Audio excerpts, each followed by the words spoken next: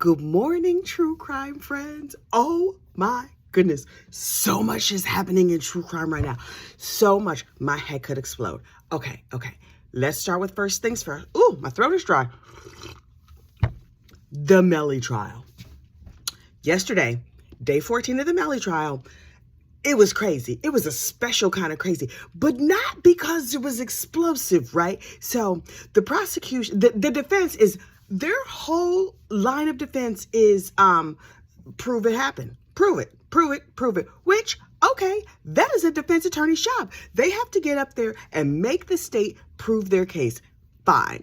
And then their other big thing is, that's not Melly's phone. Yes, that phone was at the murder. Yes, that phone sent messages. Prove that was Melly's phone. You can't put that phone in Melly's hand. And so the prosecution, at every chance, puts that phone in Melly's hand. And how do they do that, you say? Well, they show the messages. They read the messages. They show us videos from the phone. And so yesterday I was like, ugh, here we go with this phone again. Oh, but then they had a play. Oh, yes.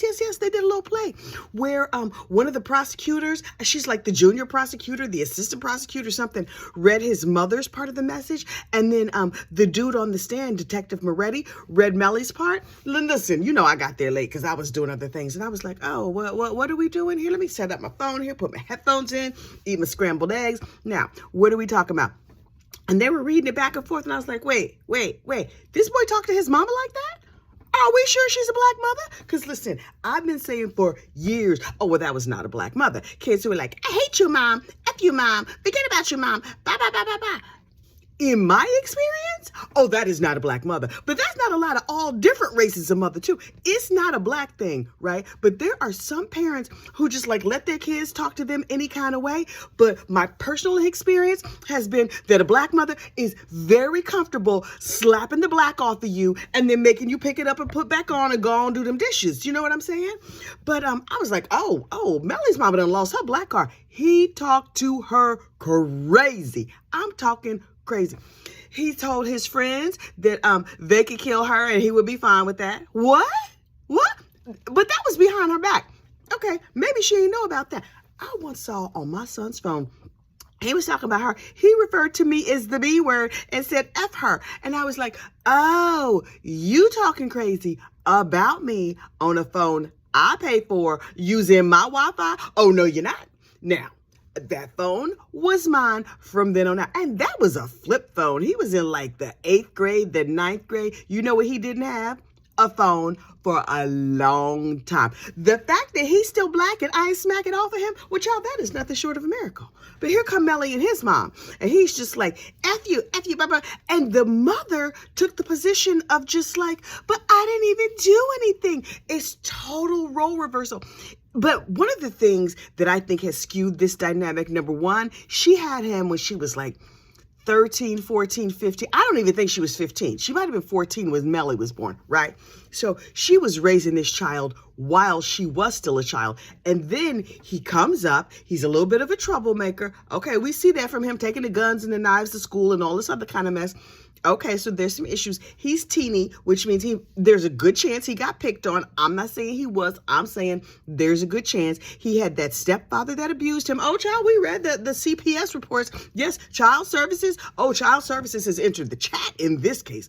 I read all those reports. So I'm like, right. And then the mom threw Melly out of the house. I don't know. Melly went to live with his grandma while the stepdaddy, the evil stepdaddy, stayed at home. So let me get this straight. It all kind of tracks if you really want to put it together. A very young woman had a baby, and then she chose a man over her baby, and she was working 65 jobs trying to support that baby. Okay, so now we have a small, diminutive young man who has grown up a victim, who knows what kind of abuse he has suffered, definitely physical abuse in the home. Who knows what else? I'm not saying, but I'm saying, you know what I mean. The mama chooses a stepdaddy. This is a formula for disaster. And then now the child has come up in a situation where he's angry, he's bitter, he is like underserved in his life. And now he's about to make a bunch of money, and they have grown up in the hood, which means they were poor. Now he's about to have a bunch of money, and he says right there in the messages, You have to be a millionaire to shut up and sit down. Basically, I'm summarizing, but that was the basis of the messages. So there's a power shift, right? So now Melly is like, oh, I'm the mama in here. I'm the captain now. So he can just talk to her any kind of way. He talked to her like she's the child, and she's apologizing to me. But Melly, ooh, child, I wish I would. And yes, she's supporting him. And yes, she's all like loving, and I love you, and no matter what, and whatever. This entire situation is a mess. I suspect that, yes, she has a career, and a lot of the things that she said, honestly, were just mother talk. Like, you need to make sure you get to work. You need to make sure you're doing what you're supposed to do and take care of yourself. And she said to him, listen, I have a career. You're the one who needs to get a career. And she's right. She's a nurse. I don't know that I would want her to be my nurse, but maybe she's an excellent nurse. I don't know. To me, in my personal opinion, she don't seem like that good of a mother. But I can't mom shame. I don't know her whole life. The only things I know about her life, I have learned in court. But girl, I'm giving you all the side eye in the world. All of it. Every last drop, every last bit. Oh, but Melly was, oh, wait. So the defense attorney stands up and it was like, yeah, I would like you to stop using my client's words to make him look bad. Because if you keep talking about how terrible he was to his mother, there's probably some parents on that jury, and everybody on that jury has a mother, love her or hate her. They all got one. And so they're going to think poorly of him. Sir, we think poorly of him because of the murder. Now, the mama part? Well, that just goes along with being a murder, right? Remember Richard Merritt, Shirley Merritt's no good son? She was making him that delicious spaghetti dinner and he clubbed her in the head. Yeah, y'all, So far, now listen, the defense has not put on their case yet, so maybe they will say some truly compelling things. I honestly, from the bottom of my heart, hope they do, because I don't know how they're going to come back from all of this. Because really, they're like, yeah, if people keep talking, he's going to get convicted, and we would like for that not to happen. Because if he goes and becomes a music star, we'll be famous too, and we'll make a lot of money. Thank you, Judge. Could you fix that? Thank you. And the judge was like, right. Please sit down and shut up. Continue acting out your 2-act play over here. So the play continued until lunch. And they were like, we want a mistrial, Your Honor. We would like a mistrial because all of this is making our client look bad. And the judge was like, so go have yourself a nice tuna sandwich and come back for the rest of the play. So they was over at lunch like, okay, can you pass the salt? Listen, what us gonna do? We in trouble now, child, because they have our client looking crazy up here. And he was sitting there saying his prayers and doing whatever. And, hey, mama, how you doing, girl? I love you, girl. Whatever. And the Melly whisperer, Miss Raven Liberty, was like, oh, I got a plan. I'm going to hurl myself onto the field and act like my leg is broken. And they were like, right. No. We have a better plan. You could just say you're sick. And she was like, right. That's good too. So we go back to court. You go into court, and Howard, you go talk to the judge, and I'm gonna go sit in this other room, and I'm gonna freshen my nail polish, and you say I'm sick. But if they need me to come, the fumes from the nail polish will have me looking a little bit green, and I'll just say, oh no, I'm sick.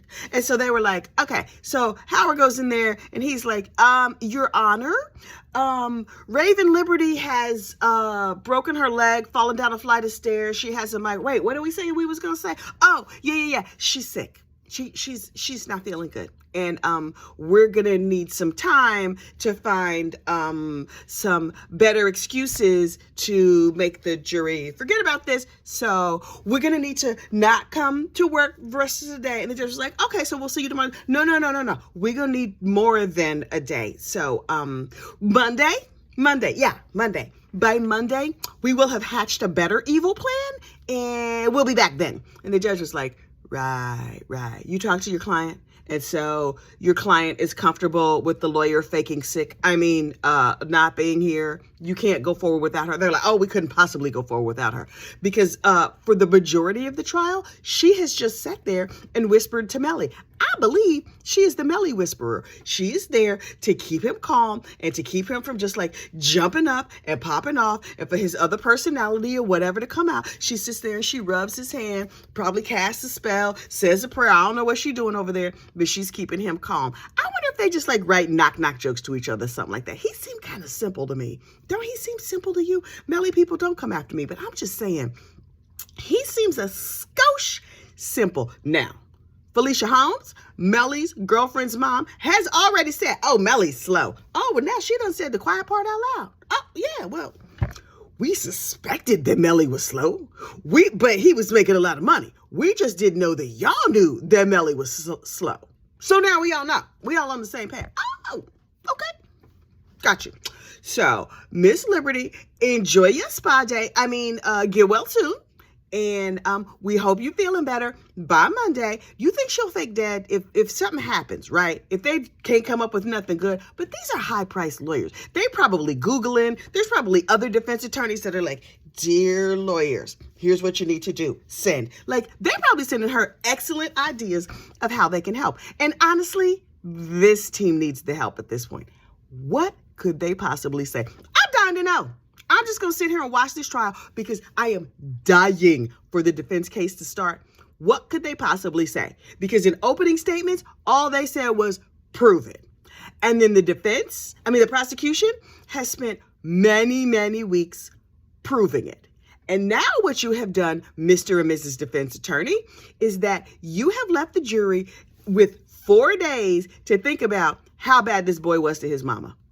How you going to overcome that? Good luck. Good luck. I will be perched waiting to see what happens. I don't even care this much about this case. I don't watch hip hop. I don't listen to hip hop. I don't care about it. I don't care about the culture.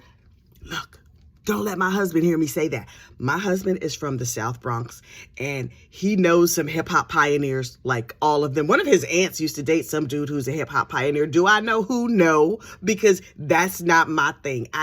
It's just them. You want to talk show tunes? You want to talk opera? Oh yeah, I'll be with you all day. You want to talk music from the 80s and the 90s? Billy Joel, Madonna, Prince, Michael Jackson. These are my people.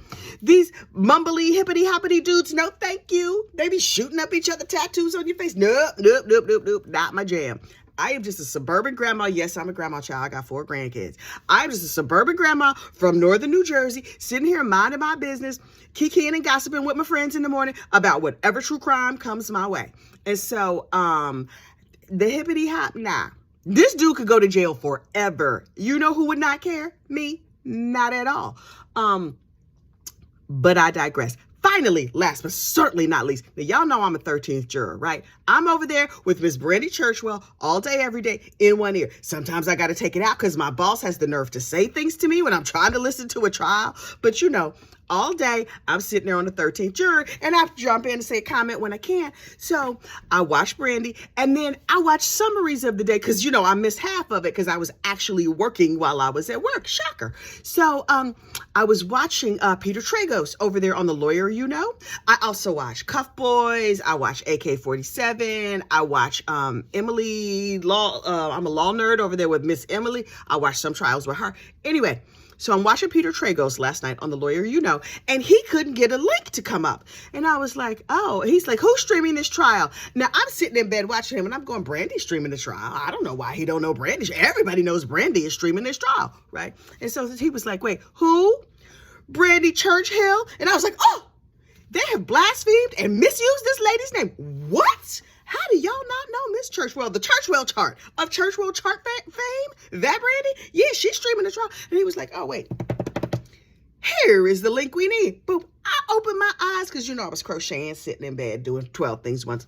And here she is, none other than Miss Brandy Churchwell on the screen. I was like, oh, it's like my worlds have collided. Peter Tragos and Brandy Churchwell are all on the same screen. And then she was like, wait, I'm behind, but I see my picture. What the heck is going on? And I was like, my head is exploding. Brandy girl. I was going to send her a text message, but I was like, child, we know she don't read text. She already told us in one of her streams, oh, I had 65,000 texts. I haven't read them yet. And I was like, that's okay. But I know she on Twitter. Brandy, you seen yourself on Twitter, girl? Send. And then she liked it. And I was like, ooh. We're all of one accord. I'm so happy. Oh, I keep saying lastly, but then I keep thinking of other things. Yesterday, when Miss Liberty was faking sick, well, I jumped over to Recovery Addict, right? I love Recovery Addict. What's his real name? Bob, Sam, Jim, Chow? I don't know. Somebody will tell me in the comments. And so they were watching this case where the prosecution has almost no evidence at all that the dude did a crime, but we all feel in our spirit that he did it because he's a terrible human being and it seems like something terrible that he would do. This man is accused of killing his stepdaughter, which is horrible because you're supposed to just like love your stepdaughter, but not like love her in the illegal way. Like love her with all your heart and soul and be good to her, not murder her. But he didn't get that memo, apparently. Now, had those kids got together and murdered him, that would make a little more sense, and I would probably acquit. But that's not what happened.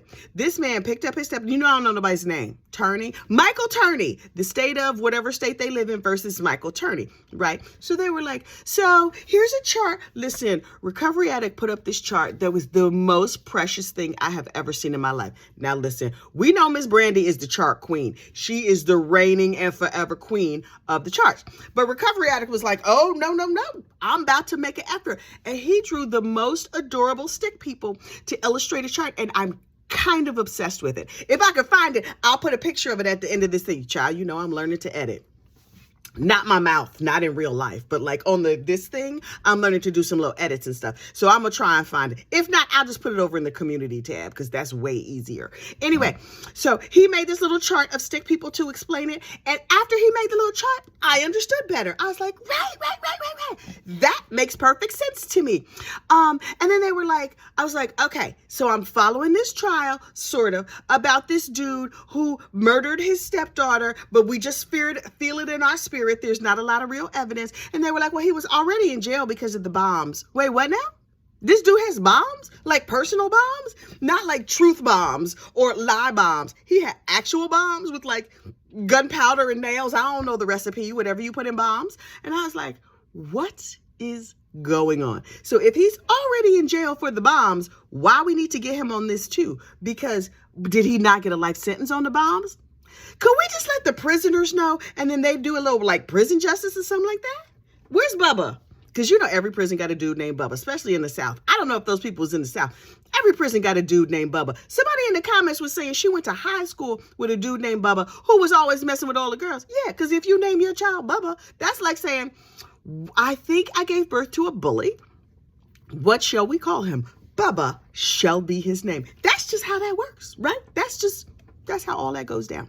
Anyway, so I have to find out more information about Mr. Michael Turney and the bombs, because for the life of me, I cannot figure out why this man had just like recreational bombs. Were they decorative? Did they actually work? What you gonna do with a bunch of bombs? Hopefully, like most bomb makers, unless it's like their profession, they just accidentally blow themselves up, because wouldn't that be karma? Like that just make good sense to me. But y'all, what do I know? I'm not in charge of nothing. I'm barely in charge of this YouTube channel. Okay, I still have to talk Travis Rudolph today because yes, child, Mighty Heidi and who knew Heidi was that gorgeous, right? I seen her from a distance when I was watching the Travis Rudolph trial. But yesterday I was like, oh, she looks like a young Kathleen Turner. Let me just like make this a little bigger so I can see it. So I'm like enlarging because you know I was doing 5 other things. I was walking to go get my car because I parked my car in a different place yesterday. I had to go get the car. My son was like, can I go with you? And I was thinking, shoot, I wanted to listen to this interview. But okay, yeah, baby, you can walk with me. So we walking up the street and I looked down at my phone and I was like, Heidi Perlette is gorgeous. Yes, I am shallow. You know this about me. This is why I spend half my life at the gym. I'm shallow. I want to be cute. Now I'm like, ooh, I want to be Heidi. And her picture on her website, she's very just like sexy school teacher, right? You expect her to like whip a pencil out of her bun and slap, like wave her head around and then just be like, when she goes home, like, Mark, I'm home. But and she has that like young Kathleen Turner voice. She's gorgeous. If I commit a crime or if I'm accused of committing a crime, which I mean, in my case, I would be falsely accused unless it was me talking too much. Guilty as charged. But I was like, they're a cute couple. I love Mark because he's from Brooklyn and he sounds, the moment he opened his mouth, I was like, oh, Brooklyn is here. In court, I was like, oh, okay. Half of them people from New York are from Brooklyn anyway, in my opinion. But then she started talking and I was like, because I saw her, I was like, okay, that seems like a nice lady, whatever. And then I found out they were married, and I was like, oh, that's so interesting. Like, I don't know, law partners, married people, okay, whatever, fine. But then I looked at her picture, I was like, okay, cool, fine, whatever. She's like a very nice looking lady. But then I saw her yesterday with her hair down, just chatting with us, and I was like, she's gorgeous.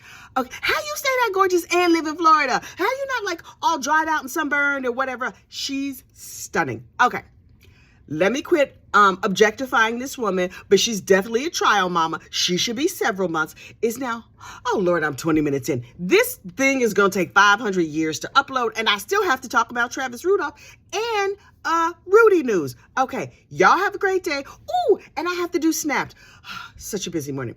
I will talk to you very soon. Bye.